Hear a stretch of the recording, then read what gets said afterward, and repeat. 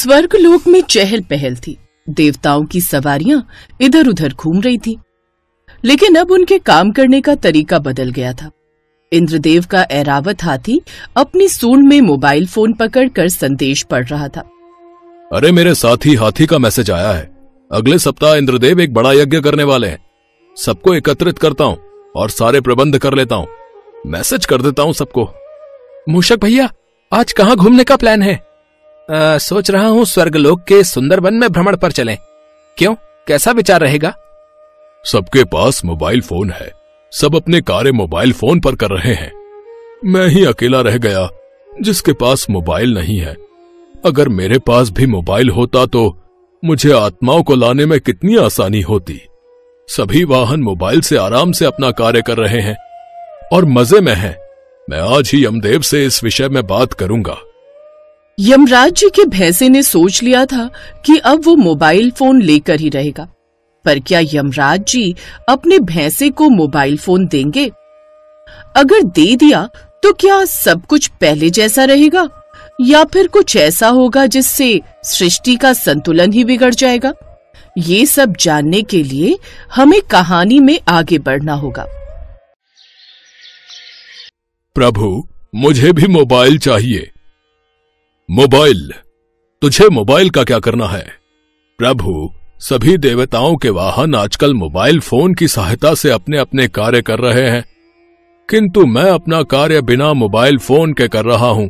इस वजह से मुझे अपने कार्य को करने में बहुत कठिनाई होती है और समय भी लगता है।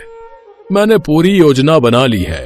अगर मेरे पास मोबाइल होगा तो मैं आत्माओं को पहले ही मैसेज कर दूंगा, भाई कल शाम 4 बजे लेने आ रहा हूं, तैयार रहना।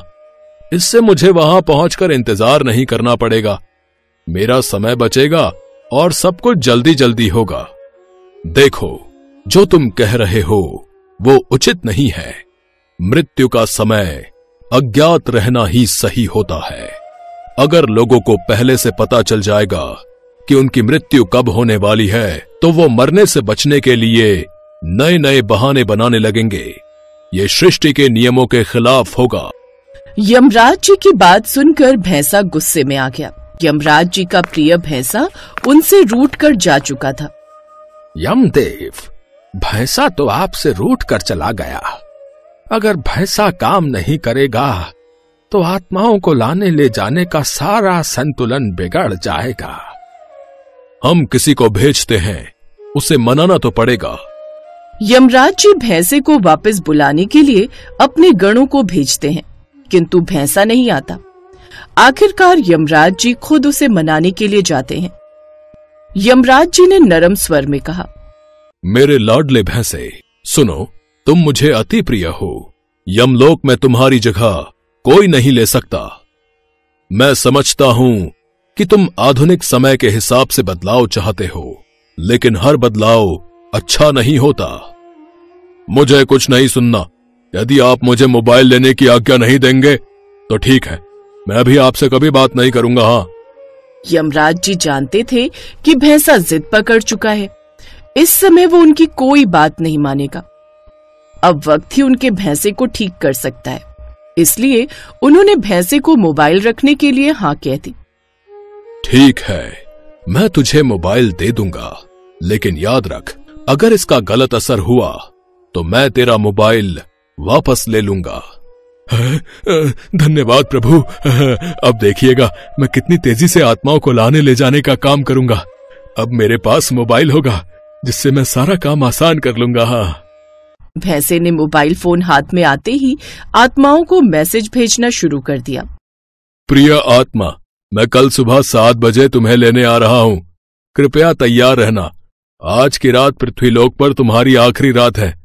कोई दिक्कत हो तो रिप्लाई कर देना। भैया, अभी मैं बिजनेस डील पूरी कर रहा हूँ, 1 हफ्ता और रुक जाओ।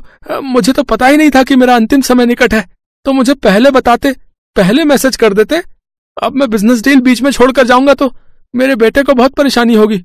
एक काम करो, मैं जब फ्री हो जाऊंगा तभी तुम्हें बताऊंगा कि कब आना है। आपने नया मोबाइल लिया है क्या? पहले तो कभी मैसेज नहीं आया। हाँ, मैंने नया स्मार्टफोन लिया है। अच्छा, ये तो बहुत बढ़िया किया। मैं आपको खुद ही मैसेज कर दूंगा। कोई दिक्कत तो नहीं है ना? आपका फोन ऑन रहता है ना? हाँ हाँ, मेरा फोन मेरे पास ही रहता है, ऑन रहता है। तुम मुझे मैसेज कर देना, मैं आ जाऊंगा। थैंक यू सो मच, आप बहुत अच्छे हो।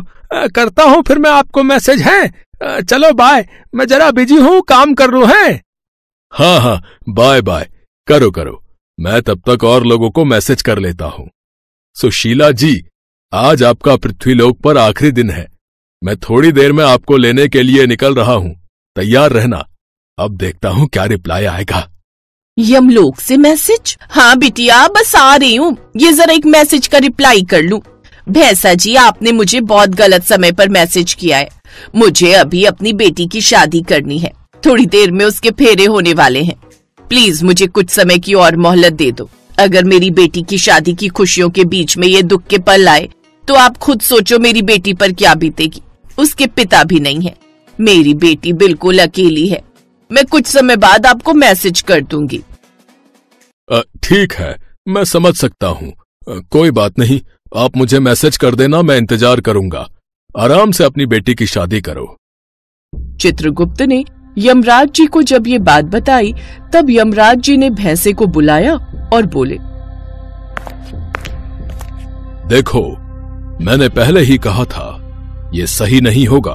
अब लोग मरने के लिए तैयार ही नहीं हो रहे। तुम किसी को भी यमलोक नहीं लाए हो। जिनका समय निकट था वो अभी पृथ्वी लोक पर ही घूम रहे हैं, और अब भी धरती पर रहेंगे तो दूसरे लोगों को धरती पर जाने का मौका कैसे मिलेगा? तुम क्या कर रहे हो? मैंने बहुत बड़ी गलती कर दी तुम्हें मोबाइल फोन दिलवाकर। प्रभु, आप ठीक ही कह रहे हो, गलती मेरी ही है। मैंने नियमों का पालन ठीक से नहीं किया। लगता है मुझे कुछ लोगों ने ब्लॉक कर दिया है। वो नंदी बता रहा था कि जब हमसे किसी को कोई मतलब नहीं रखना होता तो लोग हमें ब्लॉक कर देते हैं। ऐसा ही कुछ मेरे साथ हुआ है। जिन्हें पता था कि उनकी मृत्यु निकट है और मैं उन्हें लेने आने वाला हूँ, तो उन्होंने मेरा मैसेज पढ़ते ही मुझे ब्लॉक कर दिया। आप सही थे यमदेव। भैंसा जी, पृथ्वी लोक पर लोग उधार लेकर भूल जाते हैं और नंबर ब्लॉक कर देते हैं, तो फिर ये तो जीवन की बात है। उन्हें जब पता चल गया कि आप उन्हें लेने आने वाले हो तो वो बहाना बनाने लगे। उन्होंने आपके सीधेपन का फायदा उठाया है। उन्होंने मुझे फोन से ब्लॉक किया है ना? स्थान तो वही है ना जहां वे रहते हैं। मैं अभी जाता हूं और उन्हें पकड़ कर लाता हूं। भैंसा ने वापस अपने पुराने अंदाज में काम करना शुरू कर दिया। वास्तव में सच तो ये है कि हम मौत को कभी चकमा दे ही नहीं सकते। आज नहीं तो कल वो तो आनी ही है, और यही सत्य है। हर बदलाव अच्छा नहीं होता। कुछ नियम बने ही इसलिए होते हैं ताकि संतुलन बना रहे। हर चीज का समय निश्चित होता है। इस तरह जीवन और मृत्यु का भी एक निश्चित समय होता है जो प्रकृति के अनुसार ही चलता है। बिमला से सभी हमेशा डरे डरे से रहते हैं, क्योंकि वो कभी भी किसी को कुछ भी बोल देती है। वो बहुत ही घमंडी और खुदगर्ज है, हमेशा दूसरों से झगड़ा करती है। बिमला से सभी परेशान हैं। गांव वाले मन ही मन बिमला की मृत्यु चाहते हैं। ये बुढ़िया पता नहीं कब तक रहेगी, हमेशा बस परेशान करती रहती है। बिमला के घर के पास रमेश नाम के एक आदमी का घर है। रमेश के आंगन में एक अमरूद का पेड़ है। एक दिन दोपहर को बिमला चुपके से उस पेड़ के नीचे जाती है और एक अमरूद तोड़ लेती है, और उसी वक्त रमेश ये देख लेता है। वो दौड़कर घर से बाहर निकलता है और कहता है, ये क्या, मेरे आंगन में घुसकर चोरी करते हुए तुम्हें शर्म नहीं आई? चोरी? मैं भला चोरी क्यों करूंगी? ये अमरूद का पेड़ मेरा है, मेरा। अरे वाह, पेड़ मेरे आंगन में है, मगर इसकी मालकिन तुम हो? और नहीं तो क्या, तूने जब जन्म भी नहीं लिया था तब मैंने ये पेड़ लगाया था। तो क्या हुआ, मैंने तो ये जमीन खरीद ली है ना, उस हिसाब से तो ये पेड़ मेरा हुआ। उन दोनों की लड़ाई चलती रही। आखिर मामला बिगड़ता गया और गांव के मुखिया मदनलाल चले आए। मदनलाल ने ये फैसला किया कि पेड़ रमेश का ही है। इस बात से गुस्सा होकर बिमला ने मदनलाल की बकरी चुरा ली और उसे बेच दिया। मदनलाल भी परेशान हो गया। उधर अपने कमरे में बैठकर बिमला सोचती रही कि इसके बाद किसको परेशान किया जाए। ऐसे ही दिन बीतते रहे और लोग परेशान होते रहे। उधर यमलोक में यमराज चित्रगुप्त के साथ बैठकर बातें कर रहे हैं। यमराज कहते हैं, चित्रगुप्त, जरा देखो आज रात किसकी बारी है। चित्रगुप्त अपनी लिस्ट चेक करके कहते हैं, आज रामनगर की बिमला की बारी है प्रभु। वो स्वर्ग जाएगी या नरक? स्वर्ग का कोई सवाल ही नहीं उठता प्रभु। ये औरत बहुत घमंडी है। गांव वाले कब से इसकी मौत का इंतजार कर रहे हैं। ठीक है, आज रात को मैं इसे लेकर आऊंगा। रात हो जाती है और बिमला उसके बिस्तर पर आराम से सो जाती है। इतने में यमराज वहां प्रकट हो जाते हैं और बिमला को बुलाने लगते हैं। बिमला, उठ बिमला, जाने का वक्त आ गया है। आवाज सुनकर बिमला उठ जाती है और कहती है, कौन है आप? मैं यमराज हूँ। इस धरती पर तेरा समय पूरा हो गया है। आज तुझे यमलोक में जाना पड़ेगा। ये सुनकर बिमला चौंक जाती है और रोने लगती है। नहीं नहीं, मैं नहीं जाऊंगी। मुझे जीना है। तू जीकर भी क्या करेगी? सारे गांव वाले तुझसे परेशान हैं। तूने कभी किसी का भला नहीं किया है। तेरा स्थान नरक में है। चल बिमला। बिमला रोती रहती है, मगर बिमला बहुत शातिर है। उसके दिमाग में एक आइडिया आ जाता है। बहुत रोने धोने के बाद वो कहती है, ठीक है यमराज, मैं जाने के लिए तैयार हूँ, लेकिन मेरी आखिरी इच्छा पूरी करनी पड़ेगी। ठीक है, बता तेरी आखिरी इच्छा क्या है? मेरे खटिये के नीचे बहुत सारे गहने हैं। मुझे बस ये वरदान दीजिए कि मेरे जाने के बाद इस खटिये के नीचे से किसी भी चीज को कोई निकाल ना पाए। ठीक है, मैं वरदान देता हूँ, तेरी आखिरी इच्छा पूरी होगी। अब चल। मगर तभी बिमला ने यमराज को चौंका दिया और खटिये के नीचे घुस गई। यमराज ने कहा, अरे ये क्या कर रही है? जल्दी चल, देर हो रही है। ये सुनकर बिमला ने हंसते हुए कहा, अगर लेकर ही जाना है तो मुझे इस खटिये के नीचे से निकालिए। यमराज बिमला को खटिये के नीचे से बाहर निकालने के लिए हाथ बढ़ाते हैं, लेकिन उनका हाथ खटिये के नीचे पहुंचता ही नहीं है। किसी अदृश्य शक्ति की वजह से हाथ फंस जाता है। आपने खुद मुझे ये वरदान दिया है यमराज, इस खटिये के नीचे से कोई भी किसी भी चीज को नहीं निकाल पाएगा। यमराज परेशान हो जाते हैं और कहते हैं, ठीक है, आज तो तू बच गई, लेकिन एक हफ्ते बाद मैं फिर से आऊंगा और तुझे लेकर ही जाऊंगा। बिमला मान जाती है। यमराज अदृश्य हो जाते हैं। बिमला अपने ही मन में हंसती रहती है और ये सोचकर खुश हो जाती है कि उसने यमराज को चकमा दे दिया है। मैंने यमराज को चकमा दे दिया है, इसका मतलब मैं मरूंगी ही नहीं। मैं अमर हो गई हूँ, अमर। अगले दिन से वो गांव वालों को और परेशान करती रहती है और ये बताती फिरती है कि वो अमर हो गई है। अब उसे स्वयं यमराज भी यमलोक नहीं ले जा सकते। ये सुनकर सब लोग चिंता में पड़ जाते हैं। भला ऐसा कैसे हो सकता है भैया? ये खूसट बुढ़िया अमर कैसे हो सकती है? ये जिंदा रही तो हम गांव वालों को परेशान करके छोड़ेगी। इसके चक्कर में तो हम ही भगवान को प्यारे हो जाएंगे। पूरा गांव चिंता में पड़ गया। ऐसे ही एक हफ्ता बीत गया। बिमला पूरी तैयारी के साथ बिस्तर पर बैठ गई। यमराज प्रकट हुए। एक हफ्ता हो गया है, अब चल मेरे साथ। यमराज का कहना खत्म होते ही तुरंत बिमला खटिये के नीचे घुस गई और जोर जोर से हंसने लगी।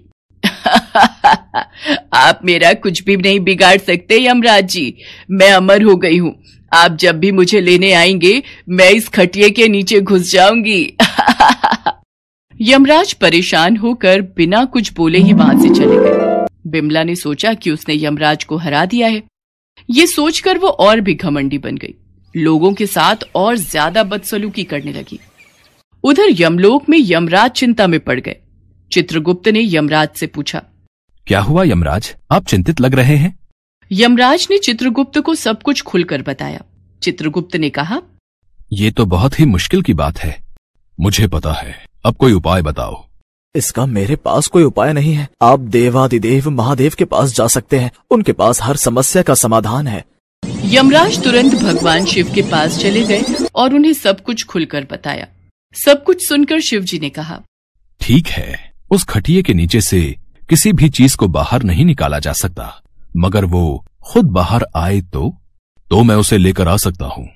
ठीक है यमराज, आज रात को आप निश्चिंत होकर जाइए, मैं सब कुछ संभाल लूंगा। रात हो गई। उधर बिमला निश्चिंत होकर सो गई। उसे लगा कि यमराज ने हार स्वीकार कर ली है, मगर तभी यमराज प्रकट हो गए। यमराज को देखकर बिमला फिर से खटिये के नीचे चली गई। क्या हुआ यमराज, आप फिर से चले आए? आपको हार मान लेनी चाहिए, मैं तो अमर। बिमला की बात खत्म ही नहीं हुई कि तभी धरती कांप उठी, भूकंप आ गया। बिमला का पूरा मकान एक तरफ हिल गया और बिमला खिसकते हुए खटिए के नीचे से निकलकर बाहर चली आई। यमराज इसी वक्त का इंतजार कर रहे थे। उन्होंने बिमला को पकड़ लिया और यमलोक लेकर चले गए। शिवजी ने भूकंप को रोक दिया। बिमला रोने लगी। नहीं, ये कैसे हो सकता है? मैं तो अमर हूँ, मैं अमर हूँ। तुम यमलोक में आ गई हो बिमला, तुम्हारी मृत्यु हो गई है, अब तुम नरक में जाओगी। नहीं, ये नहीं हो सकता। ये कैसे हो गया?